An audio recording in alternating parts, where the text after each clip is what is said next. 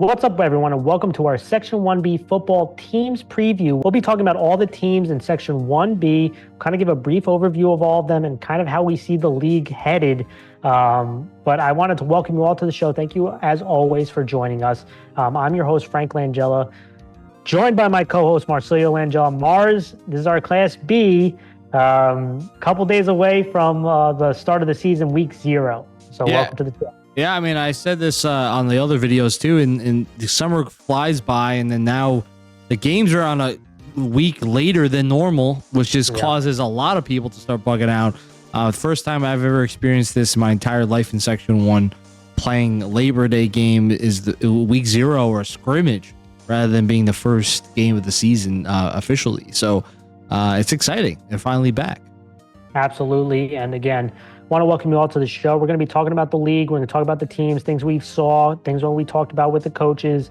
We're not going to mention all the players for time purposes, or this can go for an hour and a half, but that doesn't mean that we don't think the player is not good or anything, just based on kind of the biggest points that we've seen for each one.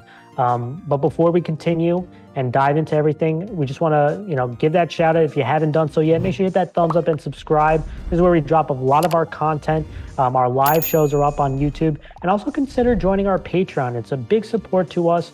We appreciate our members who donate money to us that help us continue to grow.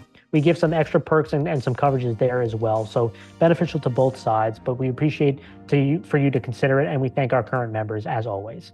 With that, let's talk about the league overall, Mars. And for B, they had 17 teams last season. So the league is still pretty big. It's one big league. So there's going to be a lot of emphasis on your preseason rank, who you play, who you win against. So when you have that one singular league, that's when these kind of, obviously every game is important, but it's going to be really important on who you're playing, who you're scheduled against, who you win. So that's going to be big. And some changes that have happened as well. Hastings and Putt Valley have moved down to C. You've had Lakeland, Nanuet, and Rye move up to A. Pelham dropping down to B. Bronxville and Westlake moving up to B. And then you also had a merger with Brook and Edgemont. So B is very different. Like a lot of moving parts here this time around. So it makes things very interesting.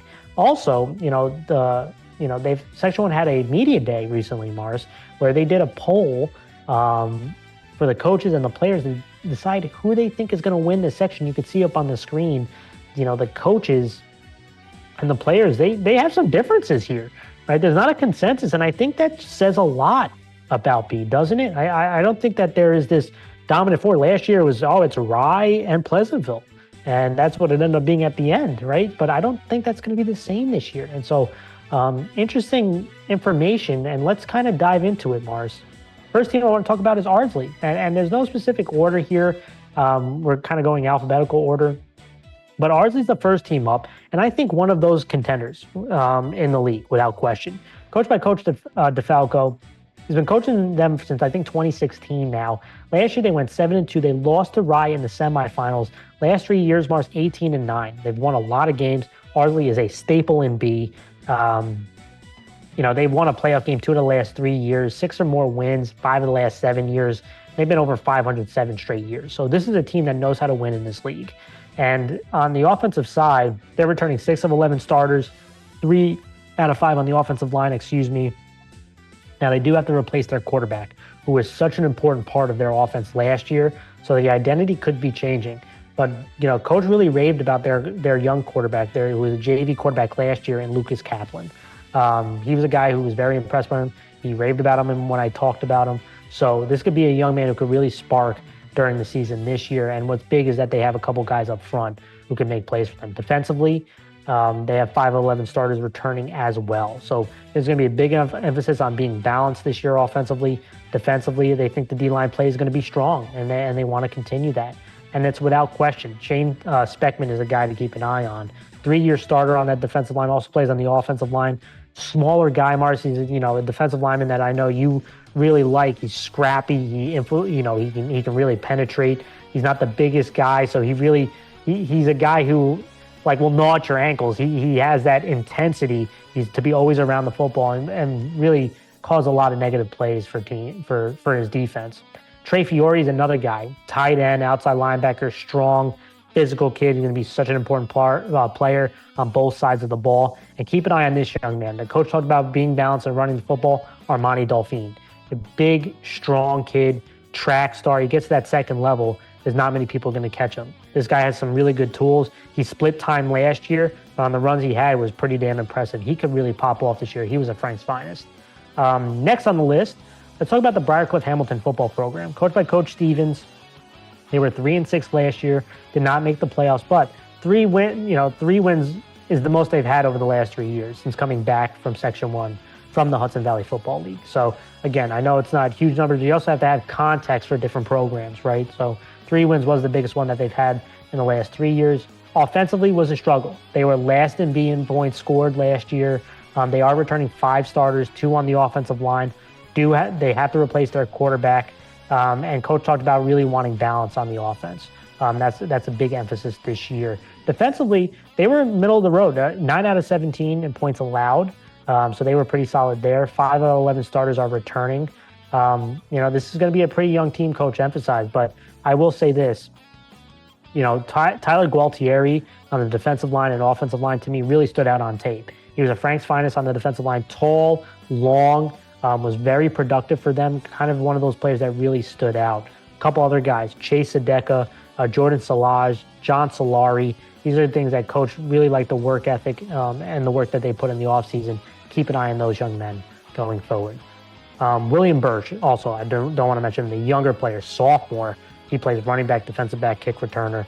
Thoughts, Mars, before I continue? Yeah, I feel like Ardsley is a very interesting team this year, and obviously the coaches poll is indicating that they believe that Ardsley will be the team to win. And Ardsley has always been a competitor in B, and I feel like they have very good coaching. They also have a very large depth. Like, I feel like they never had an issue with getting players to basically fill in a lot of these roles that are missing, and I feel like that's going to be the big question mark for me. With obviously 3 of the 5 offensive linemen returning, that's a good move. I mean, that's a good sight to see, because now you're going to have, yes, you may have a young quarterback that's stepping into this, but if you can really establish that run game, and with a lot of different athletes, especially on the up front, allows for you to really be able to move the ball more effectively and then open up that play action, which I feel like for any young quarterback will help tremendously in creating more of a momentum, right, and getting them more consistent. Yeah, let's talk about another one of the big contenders to me, and that's Bronxville. Coached by Coach Maganelli.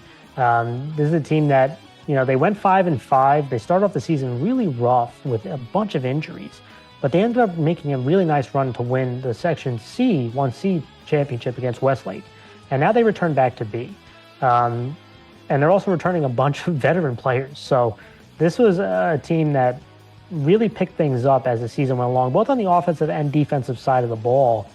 And they're returning 9 starters on both offensively and defensively, and 4 on the offensive line. Now, that's obviously a huge, huge benefit to bring back. They were pretty damn young last season. A lot of these guys are coming back. Now, they do have to replace their quarterback. So, again, interested to see. I know that was a huge emphasis on running the football and play action out of that. So if they can find that quarterback, I think things can, this offense can continue to hum. And it all starts with their running back in Davis Patterson. To me, a Frank's finest. He's a track state finalist. He is, all state honors. This is a guy who really exploded onto the scene for this team. Really, to me, the engine of this offense, his ability to attack the C gaps on the defense. He shows the speed that he can get to the outside, make explosive plays at the second level, and also catch the ball out of the slot. A very good football player, but he's not alone. There's another guy who really stands out to me, and that's Matthew McSherry on the offensive line and defensive line. This is a two-way, really strong offensive lineman. He can move people at the point of attack. Defensively, he is hard to move. He can anchor down. He's like that tree stump. Even when you double him, he still can create penetration because he has strong hands and can disengage guys. Another guy to keep an eye on, Walker Moore, the tight end. This young man is like 6'3", 6'4", oozes potential. Like, again, now he's a bit thin. His frame is like 215, I believe. But I tell you what, you want to see the kind of plays he can make. Watch the section title game. He made some big-time plays in that one, and it shows you the potential. I also like he's a blocker, too. He's not just a receiver. He showed the potential to be a strong blocker. And, sky's the limit for that young man. So we have that. We also have Brian Formato as another really talented skill guy at the running back spot. A really nice tandem between him and Davis Patterson. Can really make a lot of plays. But then they have Heron Frazione, Chris Kelty, Wyatt Gravier. There's a lot of talent here for Bronxville returning, a lot of experience winning that title game, and they are definitely a contender this year. Next up, Byram Hills. And one of the sleeper teams, I know it was a struggle. They were 3-5 last year, Mars, but 2 years ago, they were 9-2. They lost a close game against Pleasantville in the section title game. They're not far off. They've also been very competitive in this league the last couple of seasons. But, last year was their lowest win total since 2016. So, again, not something that, I'm sure they want to get that taste out of their mouth heading into this year. And they're bringing back some players. I think this could be a sleeper team in B that can go from 3-5 to 5-3 this upcoming year. They're returning 7 starters on offense, 4 on the offensive line. They do have to replace their quarterback, and that's kind of a battle. There's probably going to be a split time between Padley and Baskin, excuse me. And they're probably going to be leaning on their running game this year. So interested to see how that works out defensively. They're returning 6 of 11 starters. So one guy to definitely keep an eye on, Tyler Marscott. Really, really talented wide receiver, defensive back, kick returner. I think at times they were trying to force him the ball at times because he's super talented. He is one of the best DBs in the class, watching him on tape. And I think he continues to do that this year at the wide receiver spot, maybe even put him into the backfield.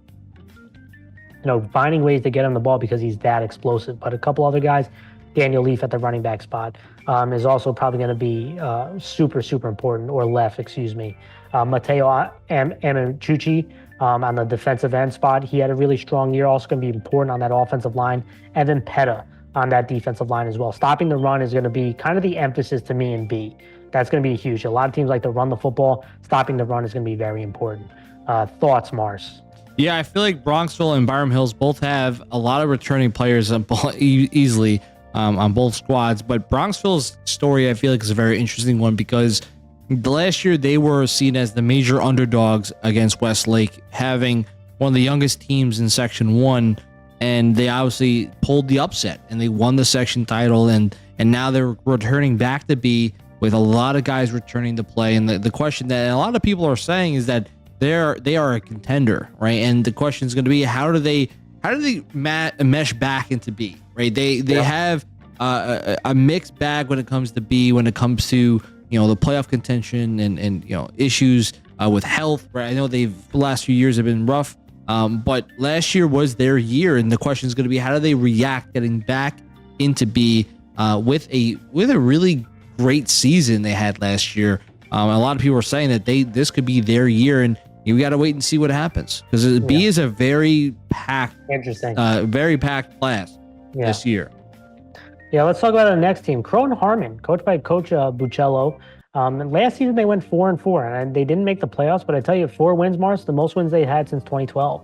So a pretty solid year for Croton-Harmon. And offensively, they got some guys they're going to have to replace. 4 of 11 starters are coming back. The good news is 3 of them on the offensive line. So, when I spoke to Coach, consistency was the big word that he used for his offense. Defensively, also 4 of 11 starters coming back. And the struggle was tackling last year. There was a bunch of missed tackles. That's definitely something that they want to shore up. And a big thing that Croton-Harmon, has always battled is the number of kids playing. And, that's continues this year as an emphasis or a big question mark. But a couple guys you want to definitely keep an eye on. Robbie DeLasho, senior, he's a wide receiver and free safety, really important skill guy for them. And I mentioned, again, that offensive line, Luca Camilleri and Spencer Heath. Going to be really important up front. When, B is interesting. It's one league, but like the top teams are all playing each other. The team based on your preseasons are playing each other, and then there's some crossover if you're on kind of the lower half.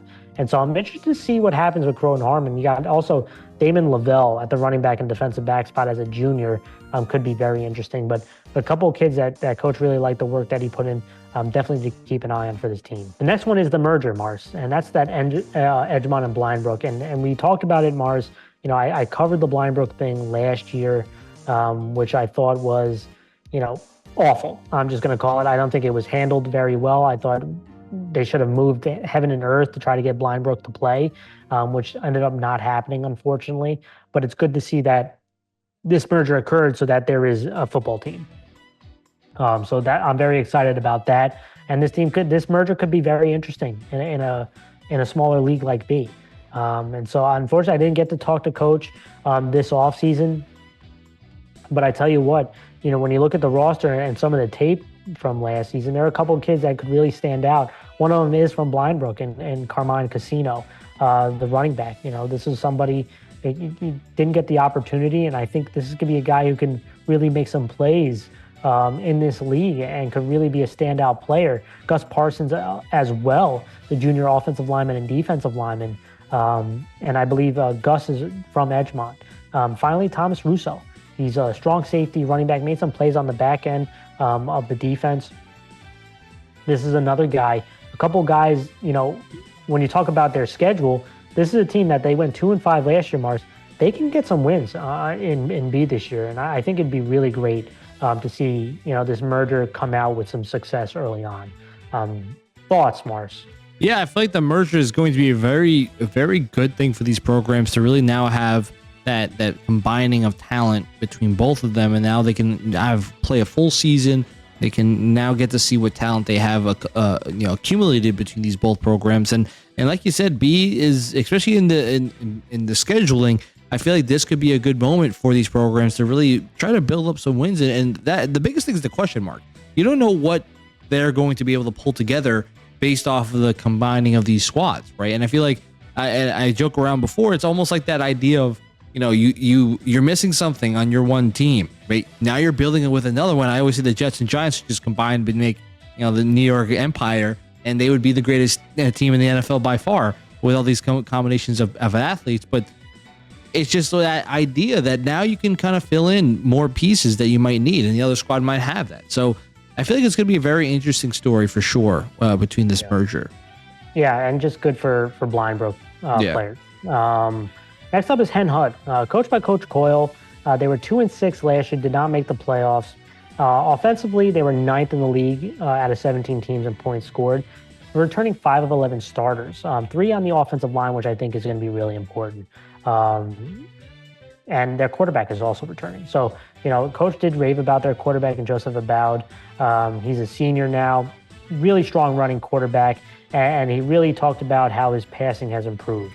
So that's going to be so important in this league. There's a lot of teams that are replacing their quarterbacks, and so you can bring in a veteran quarterback is going to be very vital, and also protecting him. You have 3 of those 5 offensive linemen led by a guy Mason Dietz, who was a Frank's finest, really strong, could be the best interior lineman in Class B. He's got the size, the strength. He has reps at tackle. He has reps at guard, so he shows that versatility.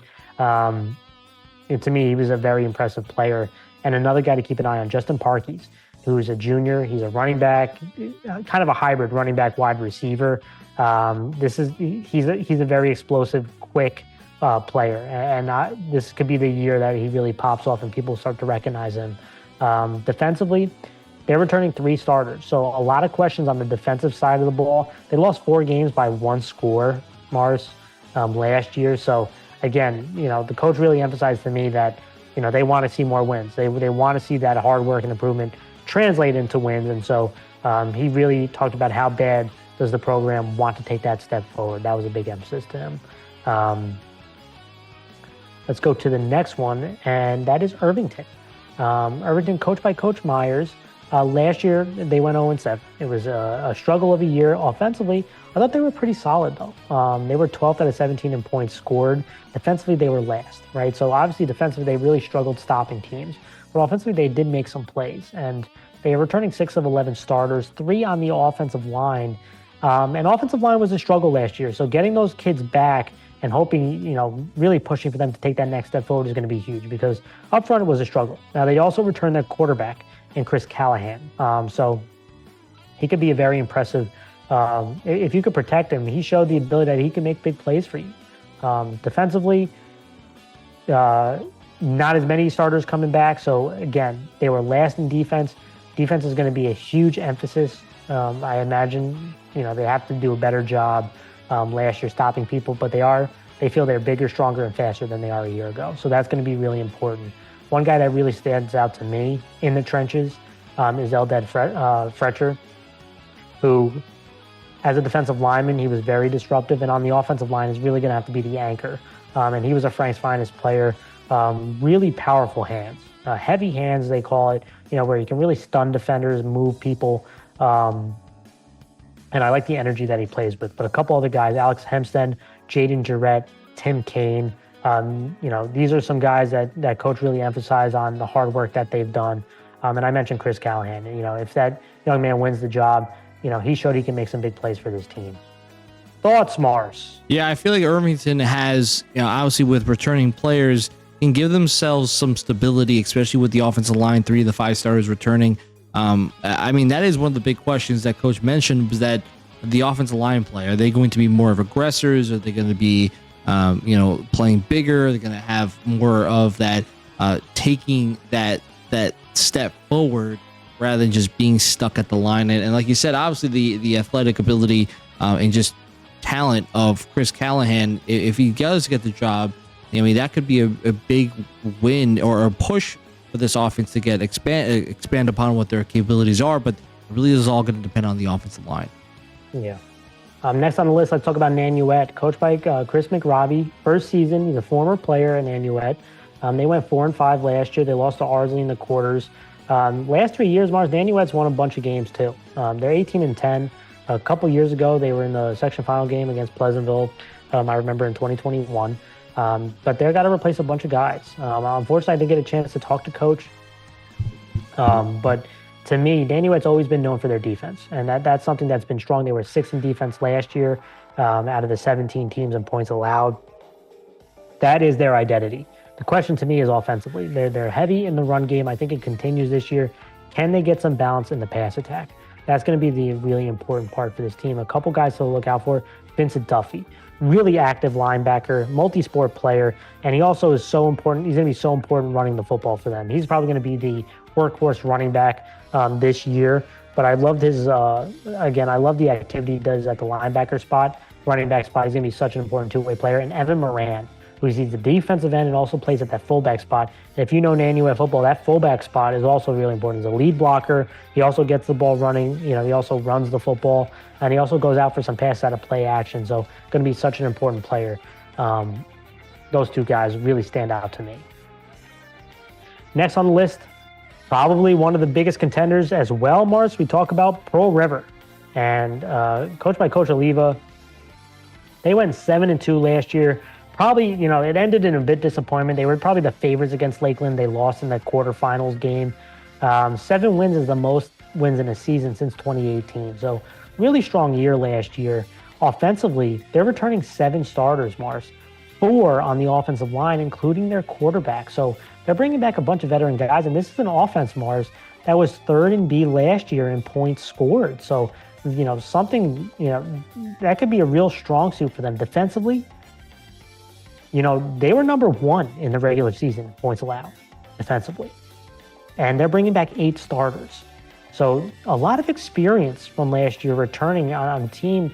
Now, there was a couple seniors that were big-time players for them. So it's hard to replace that. But they are returning a bunch of experience. So that's going to be such, a really important thing. And Pearl River really has an emphasis on running the football offensively and play action out of it. So that's going to be obviously an emphasis on their offense. It opens their offense up. They run that kind of what's called pro-style offense. Defensively, if they can keep that same intensity, improve their tackling in space, this was a really strong defense for them and probably continues this year. A couple players, though. Jack Whalen, the quarterback. He was Frank's finest in B. I really loved the improvement he showed last year with his accuracy, with his decision-making, and some of the touch on some of these deeper throws outside of the numbers. So to me, if he could continue to be smart in the pocket, not forcing the football, he could take that next step. A couple other guys, Anthony Graziano, a big target tight end. He also plays at the outside linebacker spot. Sean Davin, super active linebacker, one of the more impressive linebackers that I watch. He was a Frank's finest as well. And then you have Ben Responti, Brendan Carlucci, a wide receiver, another skill guy, and Josh Tabacco. Pearl River, to me, Mars, is one of those, I think, upper echelon contenders this year. Thoughts? Yeah, I feel like Pearl River is definitely one of the more dangerous teams in B, with so many guys returning, and obviously an upset loss to Lakeland last year. Really took a young team that was riding high, 7-2, and obviously now they have all these guys coming back. They have this mentality that they need to win this section title. They obviously want, that's their next step, is to move into the section title and win it. And you have a lot of returning guys on the offensive line. Wayland's back. You have a lot of weapons. I mean, there's a lot of people you lost too, but at the same time, it's like you have a lot of people. Your depth is pretty deep, right? And even just on top of that, you just have a lot of people that there's a drive, right? There's a drive for Pearl River to try to push it to the next stage. So obviously, Pearl River is going to be a dangerous team from B. Yeah. Next team, let's talk about the team that came down from A, and that's Pelham. And, coached by Coach Vigiano, they moved from A to B, and last year was a real big struggle for them. They went 1-7 last year. But a couple years before that, they were 13-5 the last 2 years prior to that, right? So this is a team that won a bunch of games and then definitely took a step back. But they're returning some guys. 5 out of 11 starters returning on offense, 2 out of 5 on the offensive line. They do have to replace their quarterback. And Coach talked about, they had a JV player, Frankie Reese, who was hurt last year. Peyton Kerr, who's a great all-around athlete. So that's the competition that was going on during the summer. And the big thing that he noted, he wants his team to be much more physical, especially offensively this year. That was a big thing that when they had success, they had a physical rush attack. And that I can see he definitely wants to try to, re-implement that this time around defensively. They're returning 5 of 11 starters. They were 10th last year in A in points allowed. So they lost some pretty good guys in the secondary, but the front seven, he believes, is going to be stronger this time around. The guy to keep an eye on, to me, though, is Connor Bryan. He's a linebacker, offensive lineman, a returning all-section player, and he's a Frank's finest at the linebacker spot, but also a pretty solid guard. He's going to be kind of the leader of this team, who's going to have to kind of lead the troops here in the trenches, and he could be a good two-way player for this team. Anderson Brady, Zach O'Dur, Ben Pollock are some of the other guys that have really stirred out. But, James Romano and Peyton Kerr, they're going to need some guys to be some workhorses for them. And I'm interested to see if these guys can step up. Matthew Hirsch as another one. These are some of the names to keep an eye on for Pelham. Next up, let's talk about, to me, the favorite. And I know a lot of teams are being, you mentioned Bronxville, you mentioned Pearl River, you mentioned Ardsley in the coaches poll. But to me, the favorite still should be Pleasantville. Coached by Coach Becerra, they were 9-1 last year. They lost to Rye in the section title game. They were down big, came back, and then ended up, losing at the end. But the last 3 years, 33-3. I mean, they won 2 back-to-back section titles before last year, lost to Rye. This has been a tremendous run for Pleasantville. And it was the number 1 offense in B last year. Now, obviously, the big question in the entire class is, what is Pleasantville's offense going to look like without the Picards, especially Daniel Picard at the running back spot? Those guys don't grow on trees. They also had a lot of talented skill guys. So what happens there?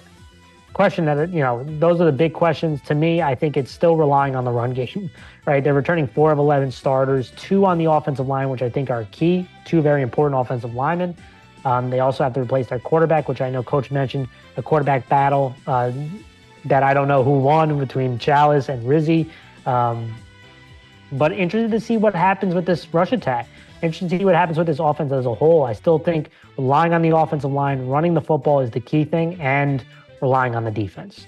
Pleasantville has had a very strong defense for multiple years. They're returning 5 starters. They're focusing on stopping the run, creating big negative plays. And to me, I think nothing changes there. Strong defense. Offense, I think, is going to build up over time, if I were to make a judgment here. But a couple guys to look out for. Lewis Sadout, to me, is the number 1. At the linebacker spot, he had Ryan Horgan next to him, which he was a tremendous linebacker, but he was really strong as well if you focus in on him. And now he's taking that leadership role. Also, I imagine going to be big in the running game as well. So that's someone to watch. Nick Reich is another guy. I mentioned him on, Kevin Devaney's show, but he was hurt last year. Coaches really liked the talent that this young man has. So him coming back is a big boost to the skill position for the team. They have Brian McPhee, who's an important two-way player. Love him at that kind of outside linebacker, edge rushing spot. Shane Mueller was really good at defensive back spot. But to me, I'm focusing on this offensive line, Mars. Nick Natale and Danny Fucillo are going to be really key because Pleasantville's had some strong play up front, which has helped spark great backs. And they're going to need that again if they're going to want to compete and get to a section title. Thoughts?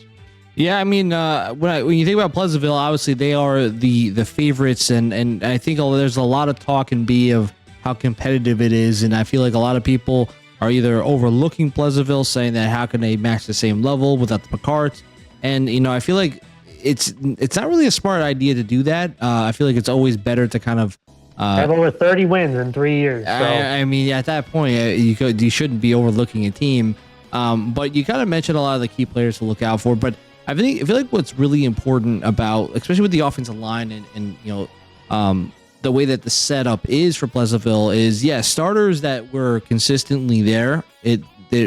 There's more of a rotation that happens, and I feel like that's kind of a new trend in football nowadays, where a lot of guys were rotating in the past few years, and now you're starting to see some players like Henry Mancini and Jack Sullivan that become guys that are rotating in and getting more reps and now becoming more stable starters that are, were rotational guys, and even on the offense and defensive line become more important cogs of this scheme.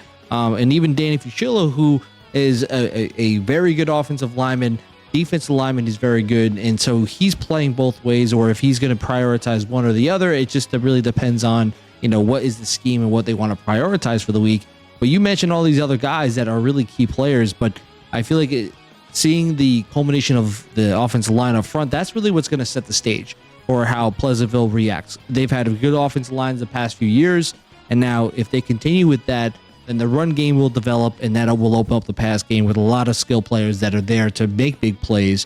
And Pleasantville obviously should never be overlooked, but I mean, in B, you have a lot of competition. So Pleasantville, obviously is ready to answer the call.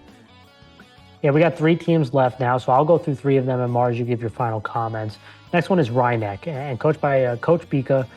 They went 6-2 last year. It was another surprise season for them.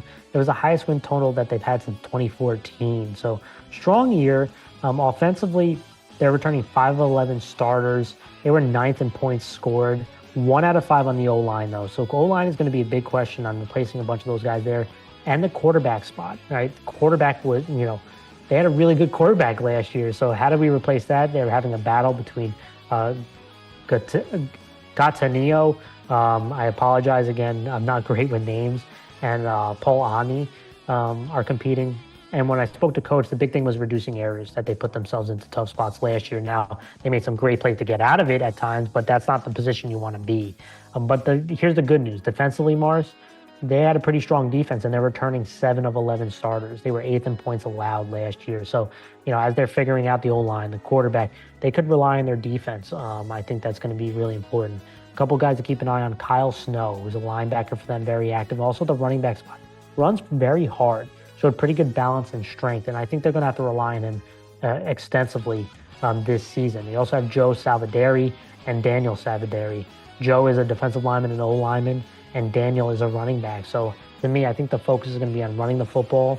They relied on the quarterback a lot last year. I think they try to rely on the running backs a little bit more this time around. Next up, let's talk about Sleepy Hollow. Coached by Anthony Gugliano, who is in his first year, and I believe brother to the Fox Lane coach and Andrew Gugliano. So, last year they went 3-6, and it's been a struggle. The last 3 years they're 7-20. And the last time that they were 500 was in 2016. So, Coach, I talked about turning the program around. And offensively, they're returning 5 of their 11 starters, 1 out of 5 on the offensive line. So a lot of new faces up front. Their quarterback is not returning. I know Dylan Pash, Coach talked about him really working hard this offseason, stepping into quarterback spot. He was a linebacker last year and split time at quarterback. But offensively, when I spoke to Coach, the big emphasis is controlling the ball. They want to establish a new identity. And a good way to do that is with their running back in Braden Richardson. who was, he's got tremendous talent. And last year he rushed for over 200 yards in the first game, Mars, and then, suffered a season-ending injury. So, it was a huge, disappointment because this kid is extremely talented. They wanted to rely on him, but now he's back. He's 6'1", 200 pounds, can move. He could be a running back. He could be a wildcat quarterback. You can line him up and pass him the ball, right? And he's a supreme athlete, and I'm expecting him to have an explosive year this year. Defensively, 4 out of 11 starters returning. So the big question that, Coach talked about when he mentioned his team, he wants to see this team battle through adversity. And that's going to be a big thing as he tries to change the identity. But a couple guys I mentioned, Dylan Pash before, but they have Giuliano Federici, who's a tight end and linebacker, really good size and strength to him. James McGee on that offensive line. They only have one of those guys returning, but he's got good size to him as well. This young man, I think like 6'2", 6'3". He's going to have to be the anchor on that offensive line. Finally, to wrap it all up, let's talk about Westlake. Westlake coming up from C, which they've been, again, they were in C for the last couple of years, but they've been a long stay in B. So, Coach Castellano, he talked about, I know the last couple of years we were in C, but he has a long tenure in B. So the team might not be familiar because it's been a couple of years now, but Westlake is not new to this league. And they were 8-1 last year. They lost to Bronxville in the Class C championship game. They won the Class C championship game the year prior. Back-to-back 8-win seasons, Mars, for the first time since 2016, 2017. But with that said, they have a lot of starters to replace, especially offensively. One returning starter offensively, and that's on the offensive line. So they have a lot of guys that have to replace, a lot of skill guys. The quarterback, Braden Langeza, he was the wide receiver. He's moving now to the quarterback. Coach talked about how he's progressed very well, and he's a very good athlete. He's a point guard on the basketball team, so he's making that transition. Probably gonna be a very run-oriented team. They'll be more wide open, but they still do want to ground and pound. So that's a staple for Westlake. Defensively, though, they do return 6 of 11 starters. So definitely more experience on the defensive side, which they really do pride themselves on. But no question, they graduated 18 seniors. So they lost a lot of experience. But a couple guys to keep an eye on. James Mealy up front, really good. 3-year starter, great leader on that offensive line. I love his versatility and his smoothness. He makes pulling look easy. He's a guy who can get to the second level and block. Marco Piazza, a kid coming from Stepanak, he plays at the linebacker spot, also going to jump on that offensive line. Jack Zino, one of the returning starters on that defense. You mentioned Jake Lizzetto, Mike DiNapoli, Anthony Negrelli is another one, a really good special teams player, and Cole Barnett. So, Westlake, they replace a bunch of guys offensively, but you can't ever sleep on Westlake. They're well coached. They're always pretty much competitive. Mars, final thoughts. Yeah, I mean, it can't be a fam sports show without me talking about Rye Neck and Rye Neck. Rye Neck's always got my back, and I'll say this: they had a really good season last year, and I feel like the big thing about Rye Neck that I feel that could drive them to really push to try to rebuild that same feeling from previous season is a lot of competition, and when competition builds fire, right? And I feel like that is something that a lot of teams that I feel like sometimes when you have that, you always have that notch on the board saying that you're stuck in this spot. It builds complacency. I feel like with a lot of these kids that are competing, that's going to build up their chemistry. That's going to build up their team, and I feel like that's going to give them at least a good kind of fire to want to show what they got in the start of the season. So the question is going to be about obviously being who's going to step up, who's going to be the leader and stepping into these roles. And they do have some athletes, but the question is going to be, how do they perform when they finally get to that spot? If they can get an offensive line that could really set the stage for this run game, then they really can open up their offense. And I feel like that's going to be the big goal that they have heading into the season. Absolutely. And there you have it, guys. That was our team previews for Section 1B. I know a lot of teams wanted to make sure we addressed all of them, talk about the different kids, but thank you guys so much for watching. As always, and if you haven't done so yet, make sure you hit that thumbs up and subscribe for future content. With that being said, we're going to be signing off. We'll see you next time.